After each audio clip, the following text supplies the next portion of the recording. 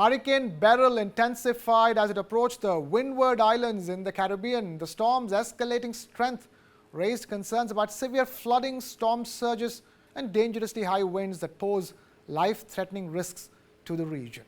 Here's a detailed report. Strong winds lashed Grenada on Monday as Hurricane Beryl made landfall in the Caribbean, churning into the Windward Islands and threatening devastating flooding and storm surges. The U.S. National Hurricane Center called the Category 4 storm an extremely dangerous and life-threatening situation, as winds from Beryl reached 150 miles per hour, and it dropped up to 10 inches of rain in some areas. Michael Brennan is the Hurricane Center's director. You can see the very well-defined eye in both visible and infrared satellite imagery.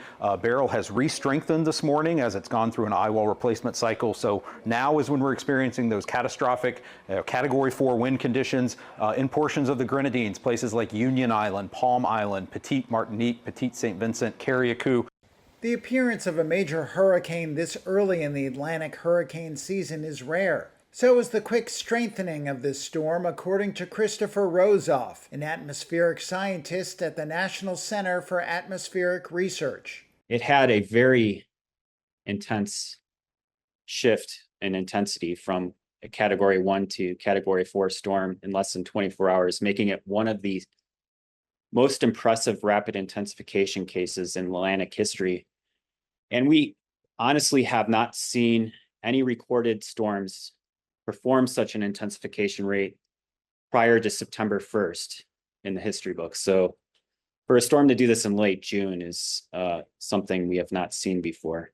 The Prime Minister of St. Vincent and the Grenadines said he was expecting a natural disaster that could continue for days. Beryl is expected to continue thrashing the region throughout the week. These are the chances of hurricane force winds. We're most concerned about downstream about seeing hurricane force winds in Jamaica, and a hurricane watch has been issued for that island as of this morning. There is a potential for Beryl to remain a hurricane, a powerful hurricane across the Caribbean Sea. There is also a chance of hurricane force winds extending as far westward as to portions of the Yucatan Peninsula later this week. The storm is currently moving to the west-northwest at 20 miles per hour.